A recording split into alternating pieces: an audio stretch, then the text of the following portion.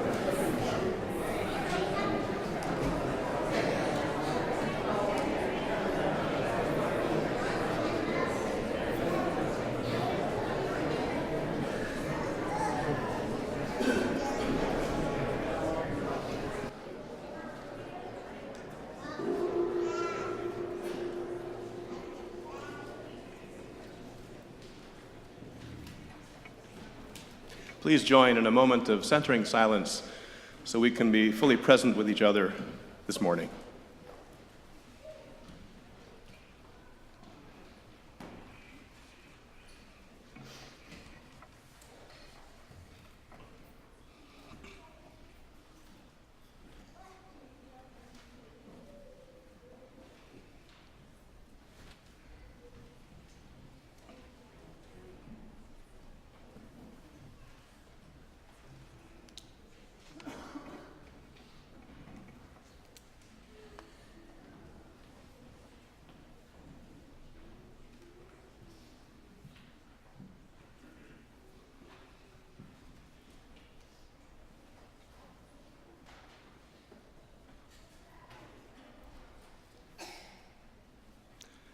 And now let's get musically present with each other by turning to the words for our ingathering hymn, which you'll find inside your order of service.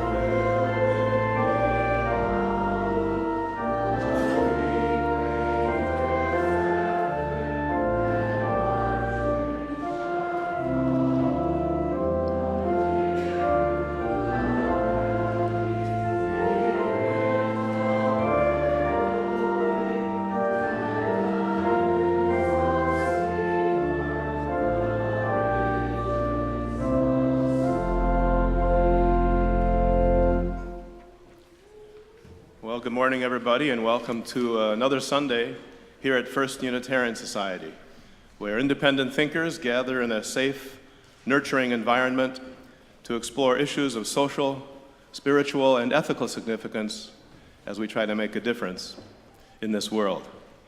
I'm Steve Goldberg, a proud, enormously talented member of this congregation, and as the cow said after crossing the high meadow, I'm utterly tickled to see all of you here this morning. I'd like to extend a special welcome to any guests, visitors, and newcomers. If this is your first time at First Unitarian Society, I know you'll find that this is a special place. And if you'd like to learn more about our special buildings, we'll be conducting a guided tour after today's service. Just gather over here by the windows, and we will take care of you. Speaking of taking care of each other, this would be a perfect time to silence those pesky electronic devices that you just will not need for the next hour. And while you're taking care of that simple but important task, let me remind you that if you're accompanied today by a youngster and you think that young person would rather experience the service from a more private space, we offer a couple options for you, including our child haven in the back corner of the auditorium and some seats right outside the doorway in the commons where you and your young companion can see and hear the service. And as is the case every weekend, one of the reasons we are able to see and hear the service is that it's brought to us by a great team of volunteers whose names you get to hear right now. Handling the sound system is David Briles. Our lay minister today is Lois Evenson. Our greeters upstairs were Patty Whitty and Claire Box. Claire was the one opening the door for you. Our ushers today are Chuck Evenson, Brian Chanis, and Ann Ostrom. The coffee is being provided by Bis Nitschke. Make sure you thank her. Ann Smiley has donated the flowers in honor of her mother. And our tour guide today is John Powell. Just a couple announcements. We're going to build gingerbread houses today between 1 and 3 o'clock this afternoon in the Commons. So kids of all ages are invited to participate in this great activity, and you get to eat the product, which is kind of cool. We will provide graham crackers and icing. We'd like you to bring a couple bags of candies to decorate your gingerbread houses, gumdrops, licorice, and whatever pleases you. And you might also want to bring along some milk cartons and other items around which we can build the gingerbread houses. So, again, today, 1 o'clock to 3 o'clock in the Commons. And lastly, there are 133 days until Cabaret. With that, I invite you to sit back or lean forward to enjoy today's service. I know it will touch your heart, stir your spirits, and trigger one or two new thoughts. We're glad you're here.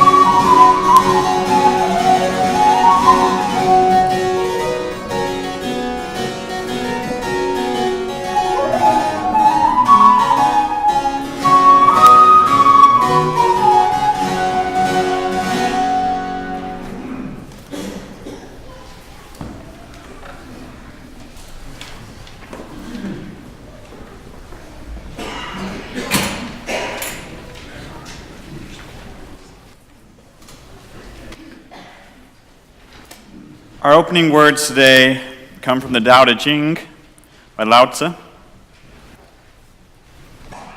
Tao gave them birth, and the power of Tao reared them, shaped them according to their kinds, perfected them, gave to each its strength.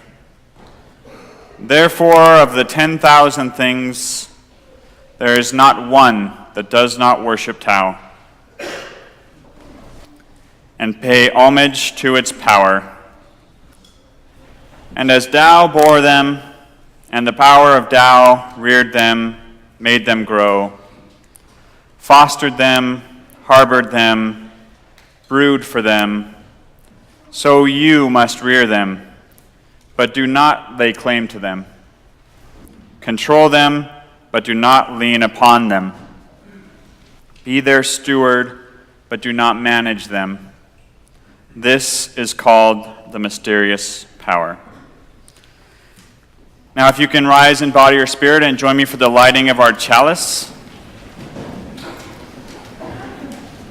and follow along with the words printed in your order of service.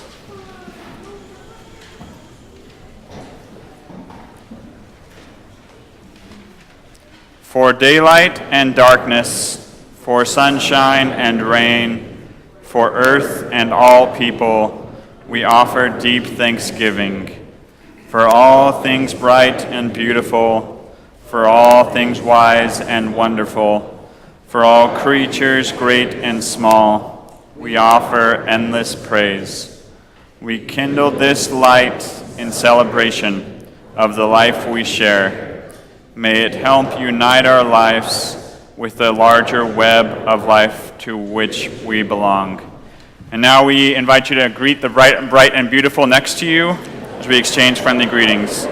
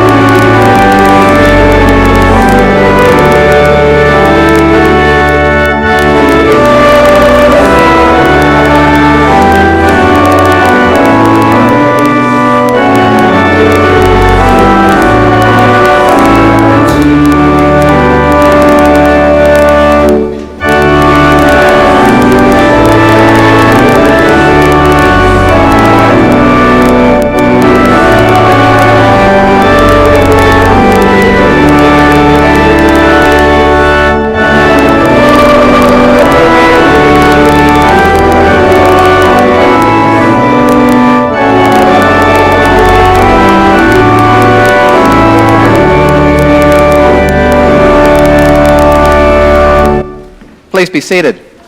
At this time, I'd like to invite any kids to the front for our message for all ages.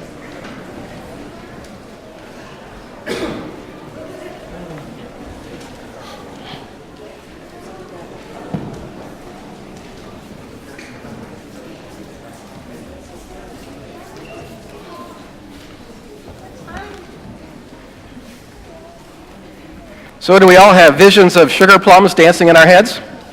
Yeah? Do you know what a sugar plum is? No? Don't see a lot of sugar plums these days, do we? So here's the question. Do you think that animals have feelings? You think animals can be sad? You think animals can be happy? How do you know? Did you ask them? No?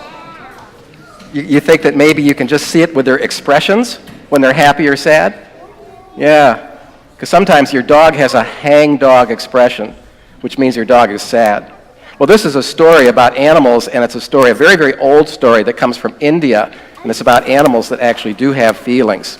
So, well, here, you've heard a dog cry. Oh, yeah, I've heard a dog cry, too. Ooh.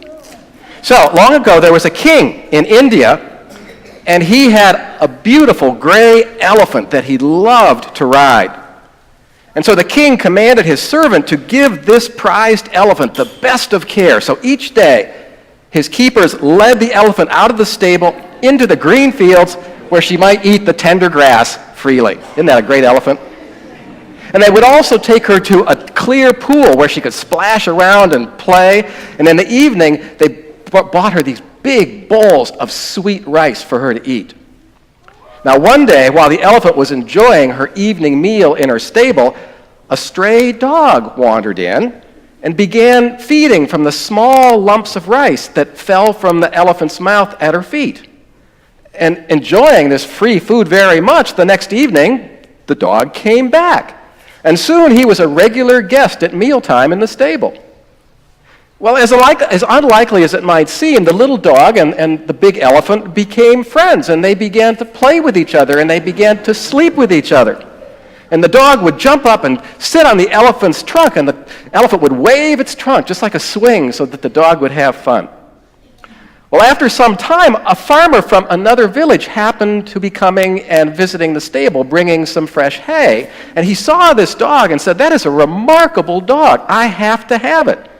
And so he offered to buy it from the elephant's keeper, and because the dog was a stray and really didn't belong to anybody, the keeper sold him to the farmer for a very good price, and the farmer took him away. Well, that night, of course, the dog didn't come back to eat with the elephant, wasn't there to lie down and sleep with the elephant. And the next morning, when the dog still had not returned, then the elephant was too sad to eat her bowls of rice. And later on, she wouldn't even eat the sweet grass in the pasture. The next day, she refused to walk to the pool and take her bath and to splash around. Well, day after day went by, and the elephant seemed to care for nothing at all. And finally, word about this was sent to the king, saying that your elephant must be really, really sick. So the king sent for his physician, who came to examine the elephant. And he checked that elephant out from head to toe, from the tip of her trunk all the way to the edge of her tail. But he couldn't find anything wrong with her body.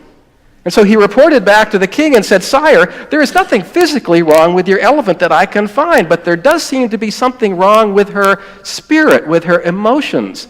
She seems to be sorrowing as if she's lost something that was really, really important to her." So the king called the elephant's keeper and asked whether anything had recently happened that could cause his elephant to be so sad. And he thought for a minute and he said, well, yeah, there was this stray dog that used to come at mealtime, and he would eat rice with your elephant, and sometimes I would even see them playing with each other. "Well, where's the dog now?" the king asked. "Well, there was this man came and he took her away." "Well, where does he live?" the king asked. "I have no idea," said the keeper. So the king put out a proclamation, and he sent it around to all the villages in his kingdom. And the proclamation said, "Someone has got a dog who is very special to this king and to his elephant. And if that dog is not returned, whoever has that dog is going to have to pay a really big fine." Well, the farmer saw the proclamation. And as soon as he saw it, he became very afraid that if he brought the dog back, he was going to be punished and have to pay that big fine. So he just let the dog go. Now, so like so many dogs, this one had a very keen sense of direction, and he ran all the way back to the stable, barking, and he began circling around the elephant's legs when he got there. And as soon as the elephant saw her old friend, she lowered her trunk, and he jumped up, and the elephant curled her trunk up, and the dog leaped onto her forehead. And then she trumpeted a happy call that could be heard all the way across the king's palace. And so the two of them, the elephant and the dog, began to eat, and never again, as long as they both lived, were these two friends very far apart. Now, this is an old story, but it actually has some truth to it, because we know that there are other friends like this. There is a sanctuary for elephants in Tennessee, and there's a very famous elephant that made friends with a dog. And until that dog died, they were just like this, so close. And you know what? When elephants get sad and they've lost something or they are hurt, they're the only animal other than human beings that are known to cry. So that's the story about the two friends. and I hope that you enjoyed it, and we're going to sing you out with our next hymn. Number 243.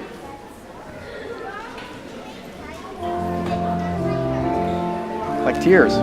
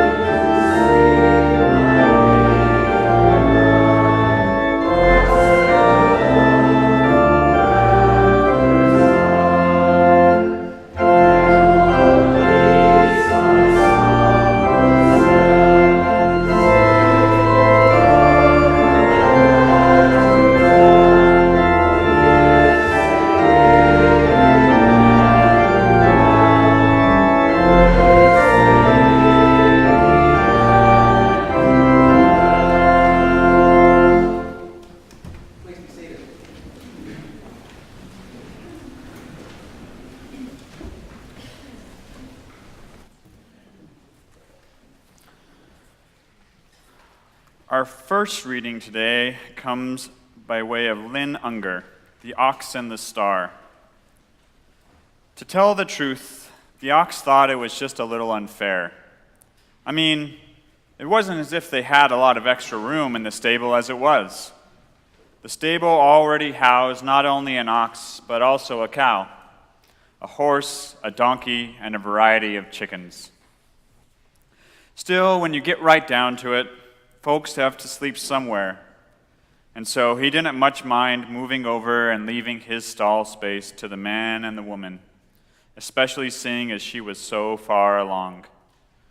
Of course, he had no idea how far along until later that night. Before the ox could turn around, which there wasn't really any room to do anyway, not only was there an extra man and woman in the stable, there was also an extra baby. They laid him in a manger, the ox's manger, on top of the nice, clean hay that the ox had intended for a snack later that night. But still, a baby is a baby, and you could hardly begrudge him a place to sleep, where he was safe from careless hooves. No, the ox thought, looking back on the scene some years later, it wasn't really so bad. A bit cramped, a bit awkward, but nothing really to complain about when you thought of the cold outside. Not so bad, that is, until the next day when the shepherds started to arrive. With their sheep, with their sheepdogs, bossy things, always ordering everyone about. You couldn't, he admitted, leave them out in the cold, and they seemed so eager to see that baby. Their rough faces gentle with wonder as they gazed at the little boy. Still, in retrospect, the ox supposed that one shepherd would have been quite enough, and the sheep could have stayed outside for a while. But the shepherds were folks used to being with animals in a quiet way, comfortable and unpretentious, so it could have been worse. For instance, there could have been kings, rather like the ones who strolled in a few days later, 3 of them with gifts and camels. The ox was a patient beast, gentle and mild-mannered, but by the time he'd knocked over the myrrh trying to avoid stepping on the sheep and caught his horn on the elaborate tassels of the camel's headgear, it was simply more than the poor ox could stand. He kicked open the stable door and bolted out into the night. The night. It was like nothing he'd ever imagined, safe in the stable at sundown. The air was cold and somehow thin, as if it had been stretched out into the vast reaches of the sky. And the stars, they seemed at once so close that his horns might dislodge them, and so distant that his mind began to spin. One star seemed to hover above the stable, both closer and more majestically distant than all the rest. It was stunning, glorious, shimmering with what sounded in the fevered imagination of the trembling ox like distant bells or an unthinkable chorus of angelic voices. The night, the stars. It was beauty like nothing he had ever known, grandeur that left him terrified and shaken. The ox tried to move back toward the safety of the stable, but he couldn't seem to get his legs to move. The ox had no idea how long he stood there before he felt the warm touch of a hand on his neck. "Ah, my friend," said the man called Joseph, "so you too came out into the night. Could it be that even a simple beast feels as I do? Sometimes the splendor in there is more than I can stand. I find myself gazing at the child until time stands still." Caught in the beauty of that new life. Why is it that when I look at him, I feel like a whole new world is starting to unfold before my eyes? Does every father learn to live with such a glimpse of eternity? Sometimes it's more than this old heart can take, and I have to walk out into the simplicity of the night, for fear I will get lost in such open spaces. The ox, being an ox, said nothing, only leaned into the comforting warmth of the man and pondered. How could it be that this simplicity and glory could be so strangely mixed? Did the singing that still filled him come out in the stars, or from somewhere deep inside? Eventually, the man and the ox turned and headed back towards the stable. The man lay down on the straw of the ox's bed, and the ox nosed his way in so that he could look at the sleeping baby. Why, yes, I see it now. Somehow the face of the child, even in sleep, seemed to hold love wide enough to encompass animals, shepherds, wise men, and every wandering stranger. The ox had lived in the stable all his life, but until that moment he had never noticed that, though through a crack in the roof, one star shone into the stable. Impossibly bright, impossibly near, impossibly distant, shining on the impossibly open face of the sleeping child.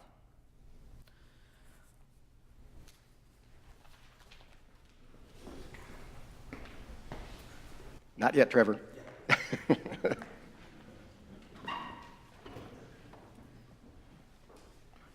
Thank you, TK. And the author of that story, Lynn Unger, is an ordained Unitarian Universalist minister and a poet of some note, as well as a storyteller. The second reading, A Man and His Dog, comes from Earl Hamner, Jr., who was a script writer for the television series Twilight Zone. And this is based on an episode that was aired 55 years ago. A man and his dog. They were walking along a road. The man was enjoying the scenery when suddenly it occurred to him that he was dead. Now, he remembered dying and that his faithful dog had been dead for many years. He wondered where the road was leading them and Well, after a while, they came to a high white stone wall along one side of the road. Looked like it was made of fine marble. And as they reached the wall, he saw this magnificent gate in an archway, and the street that led from that gate was made of pure gold. So he and his dog walked toward the gate, and as he got closer, he saw a man sitting at a desk to one side. When he was close enough, he called out, "Excuse me, where are we?" "Well, this is heaven, sir," the man answered. "Wow, you tell me. Well, would you happen to have some water? We have traveled very far and we're thirsty." "Well, of course we have water, sir. Come right in and I'll have some ice water brought right up to you." The man waved his hand. The gate began to open. But can my friend," the man said, gesturing toward his dog, can he come in too?" "Oh, I'm sorry, sir. We don't accept pets." The man thought for a long moment, remembering all those years that his dog had remained loyal to him. And so he turned back to the road and continued on the way that they had been going. After another long walk, they came to a plain dirt road which led to a farm gate that looked like it had never been closed. There was no fence, and as he approached the gate, he saw a man inside leaning against a tree and reading a book. "Excuse me," he called to the reader, "do you have any water? We've traveled far." "Oh, sure," he said, "there's a faucet over there," and he pointed to a place that couldn't be seen from outside the gate. "Just come on in and help yourself." "Well, what about my friend here?" he said, gesturing to his dog. "Well, there should be a bowl next to the faucet. He's welcome to share." And so the two of them went through the gate, and sure enough, there was an old-fashioned faucet and a bowl sitting beside it. The traveler filled the bowl and then took a long drink himself. When they were both full, he and the dog walked back to where the man was standing and waiting for them. "So what do you call this place?" the traveler asked. "Oh, this is heaven." "Well, that's rather confusing. The man down the road said that was heaven too." "Oh, you mean the place with all the gold streets and the pearly gates?" "No, that's hell." "Well, doesn't it make you mad for them to be using your name like that?" "Well, no, I can see how you might think so, but the truth be told, it saves us a lot of time. Because they screen out all the people who are willing to leave their best friends behind."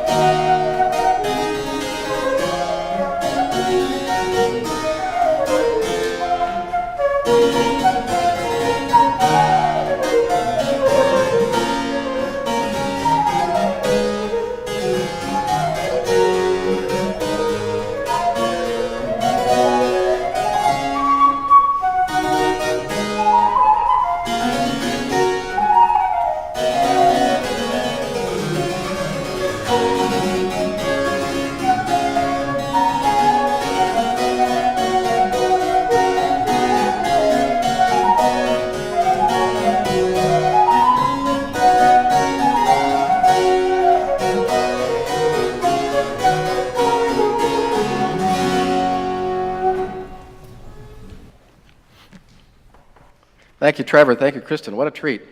That's glorious.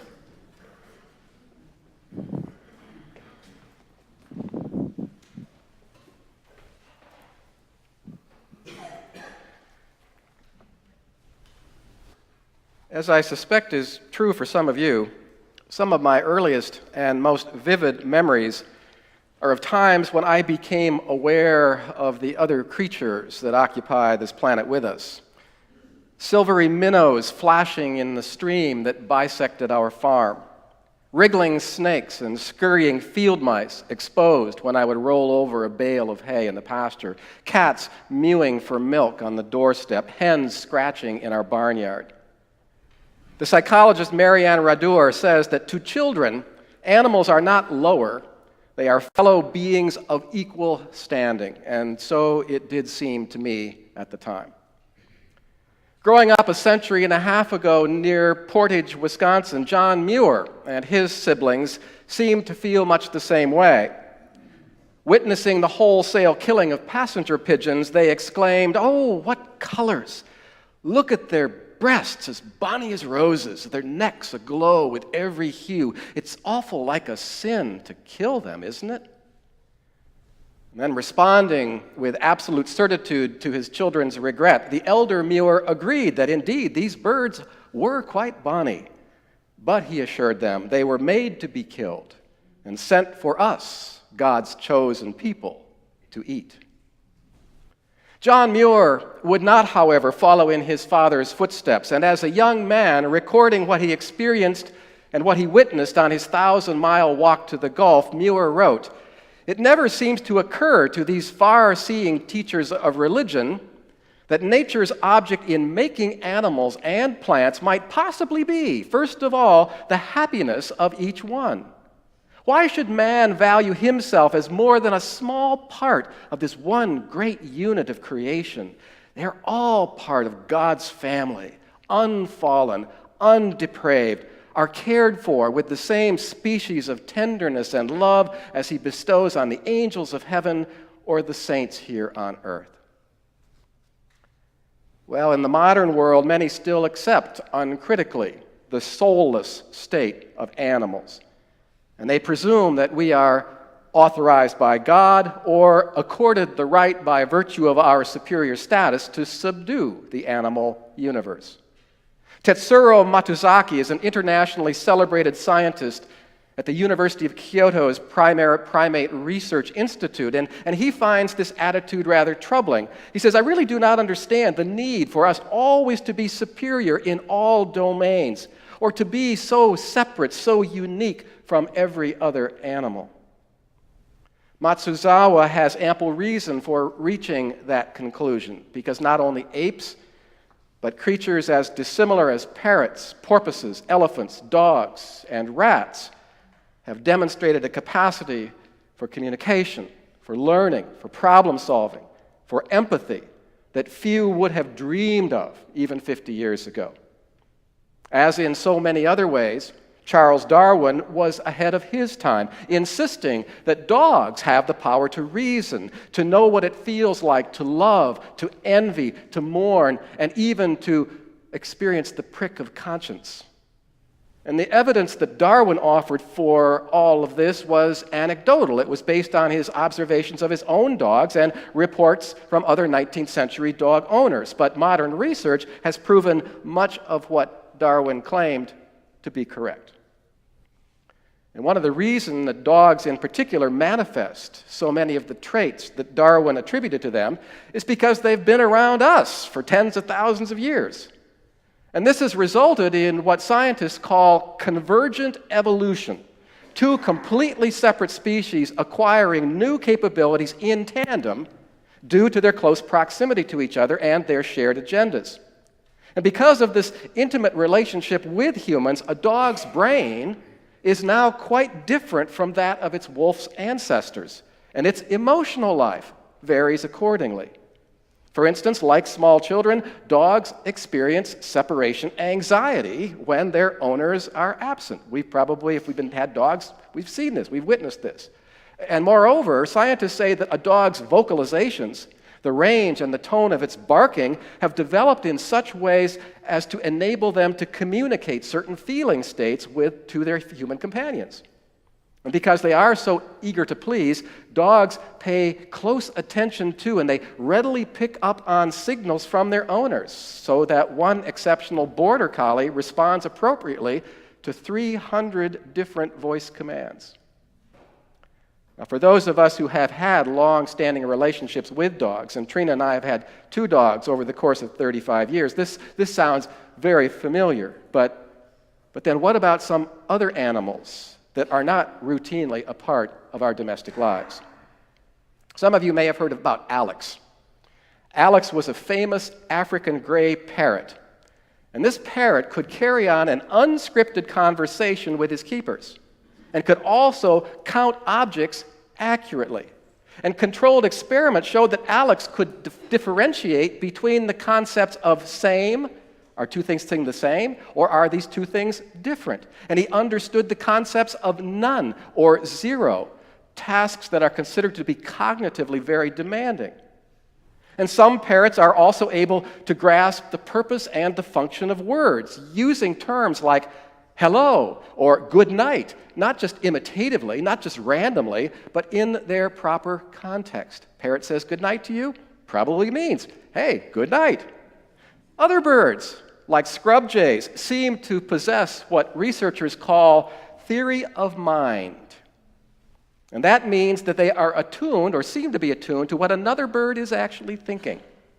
So when a scrub jay becomes aware that another bird is watching them hiding a nut, they will return to that nut, that hiding place a bit later, retrieve the nut, and move it to another location. Theory of mind. Another species, the Australian bowerbird, is an artist. Male bowerbirds build these elaborate nests, and they decorate them with all kinds of colorful objects. Why? Because this is the way that they attract female bowerbirds. And the females, for their part, are quite discriminating about which male they will choose to cohabitate with, depending on the beauty of the nest. These are the first animal that we know of, other than humans, that seem to possess an artistic sensibility. Dolphins, they have the highest ratio of brain size to body mass in the animal kingdom, and that includes human beings. And they too possess numerous remarkable traits. Dolphins are highly social. They have their own way of doing things that are not genetically inherited, but are learned. Like humans, like elephants, like the great apes, dolphins are actually culture creators. And along with apes, elephants, and some species of birds, dolphins know how to use tools. They don't have hands, but they can use tools with their beaks. And in captivity, they quickly learn sign language. One particularly responsive dolphin, a Kiyakami, became so proficient in sign language that she could respond to new commands the first time her trainer issued them. These were not trained behaviors, he reported. She had a deep understanding of the grammar of language. Other dolphins appear to possess what they call mirror neuron cells in the brain, because they have this ability to mimic the behaviors of their trainers. For instance, if a human being bends backward and lifts one leg, the dolphin will turn on its back and lift its tail in the air, creating an analogy between those 2 appendages, its tail and the human leg. Among the great apes, orangutans are recognized as master escape artists, able to outwit zookeepers' best attempts to contain them. And chimpanzees, they not only use tools, chimpanzees have been known to modify an object so that it better serves its intended purpose. Now, in an earlier era, tool making was believed to be a property that belonged exclusively to hominoids. It was our special mark of superiority, Homo faber. But that, too, is now questionable. Moreover, in certain respects, chimpanzees exhibit mental skills that are superior to our own. So when they are exposed to a random sequence of numbers displayed instantaneously on a touchscreen, chimps are able to duplicate that random sequence with far greater accuracy than any human subject. Scientists attribute this to what the chimps have, which is flash memory, which is what we ourselves lack. So chimps are remarkable in their ability to remember, but can they really think?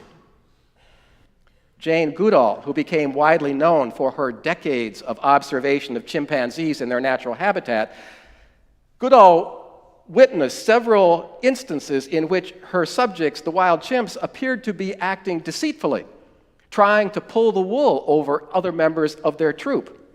And this requires a certain amount of thinking, of calculation. But because her evidence for this was, like Charles Darwin's, anecdotal, most primatologists have never taken it seriously. Goodall says, to say that the chimp was actually thinking about his actions is not scientifically permissible. The most one can say, she says, is that if that chimp were human, we would say that she was acting deceitfully. And to claim anything more for that chimp would make one guilty, of course, of anthropomorphizing. Now, like humans, chimpanzees can be murderous. In the wild, troops actually make war on each other. But they also, like humans, exhibit empathy. They care for and they share with one another, evidence perhaps of a rudimentary moral sense. And the same is true for elephants. Matriarchs, the acknowledged leaders of elephant bands, have been observed rescuing a calf from drowning in a deep pool. On another occasion, a wild elephant was observed bringing water to its dying companion. And elephants also, like humans, recognize their own dead. And they will stop, they will become suddenly quiet when they encounter another elephant's corpse or its skeleton. And when in pain, as I mentioned to the children, elephants have been known to shed tears.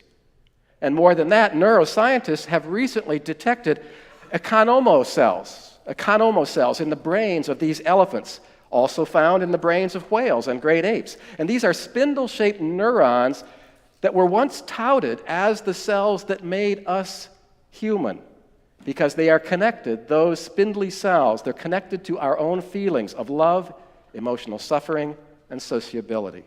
Other creatures have them as well. Now, although elephants and whales diverged from our branch of the evolutionary tree tens of millions of years ago, the developmental outcome with these various species was remarkably similar. This may be a cause for some puzzlement, and if it is, it's probably because we have misconstrued evolution.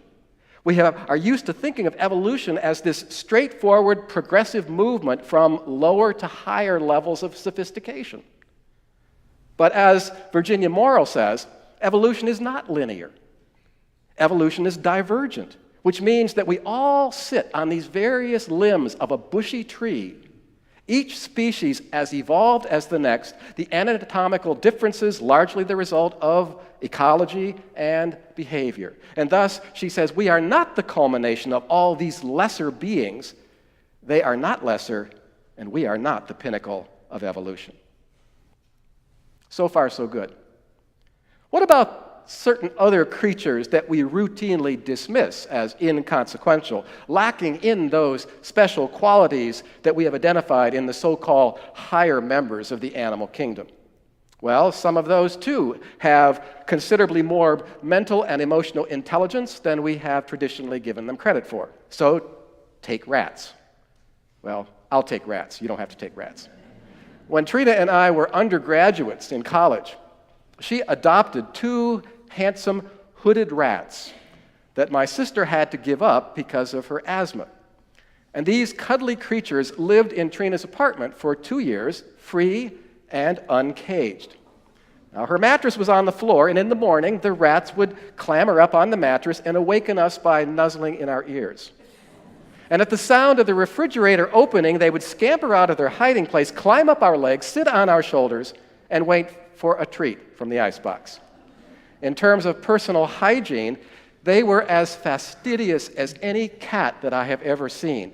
They would clean themselves thoroughly after being handled by any curious stranger. Now, although they are routinely used and disposed of as research subjects, behavioral studies are now showing that rats have distinct personalities. that they too exhibit altruism, that they are self-aware, and that they make decisions based on what they know and what they don't know. A faculty that is called metacognition, also thought to be exclusively human. But hey, I could have told you all of that 20 years ago. Controlled research has revealed some remarkable findings about other life forms as well, among ants. Ants, mind you. Scout ants teach younger ones how to navigate unfamiliar terrain. It's not instinctive. These younger scout ants have to be taught that skill. And East Asian archerfish. They are excellent marksmen. They can knock insects and small birds off of branches and right out of the air by releasing a powerful, precisely aimed stream of water. This is not a natural talent that they possess. Young fish increase their accuracy by watching their more accomplished elders. In order to do this, researcher Thomas Schlegel notes, they have to take on the viewpoint of the other fish.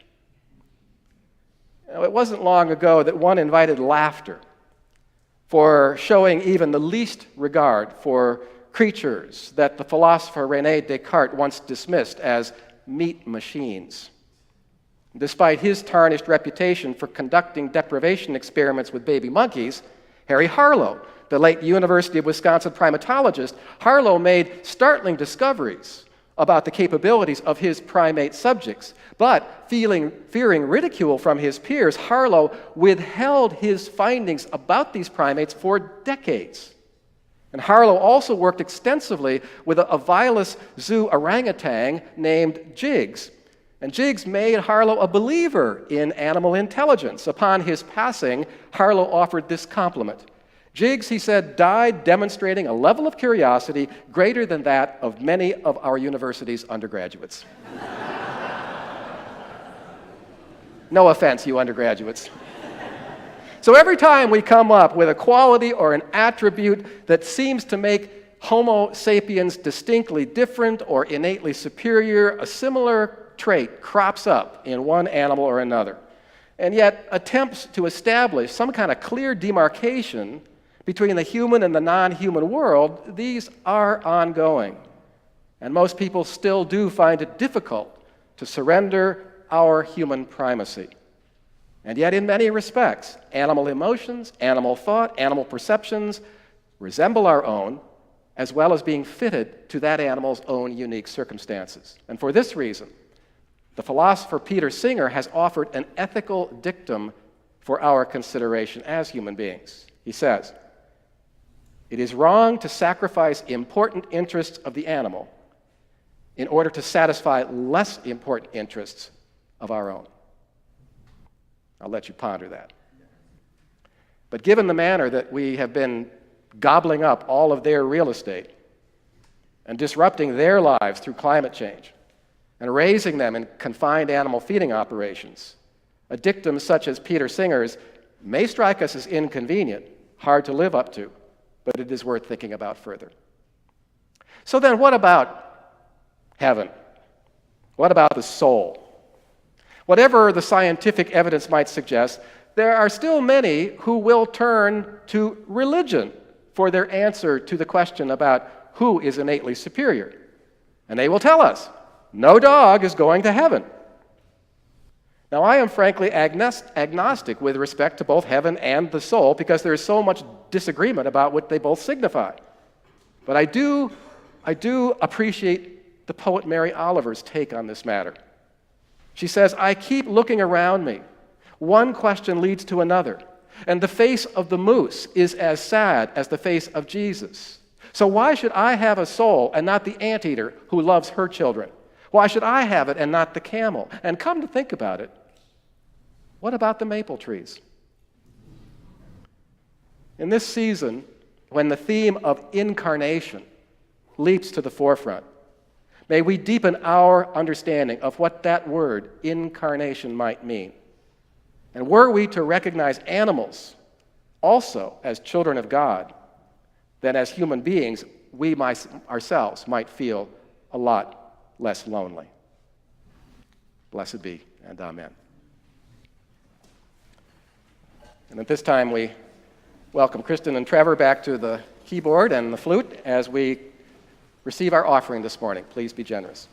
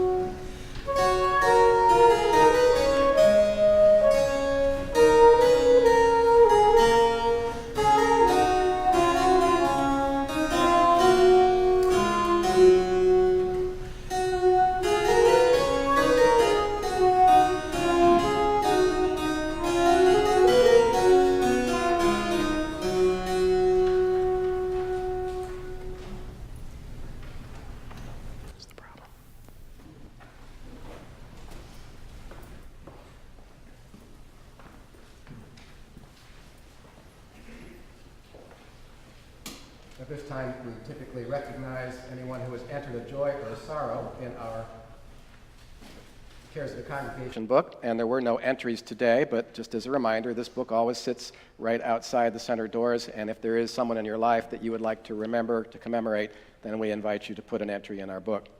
So we will turn right now directly to our closing hymn. Amen.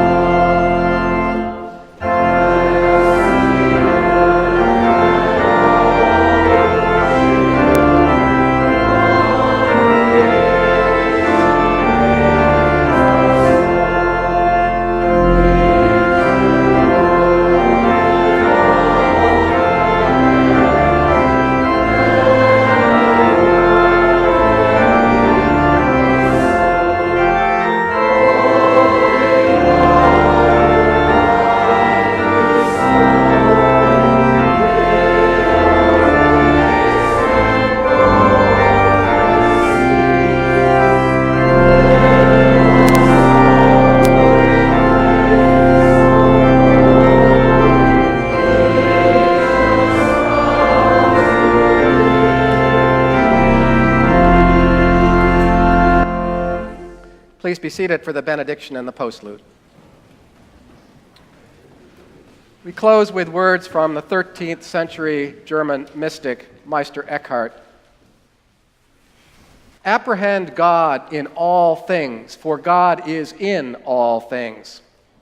Every single creature is full of God and is a book about God.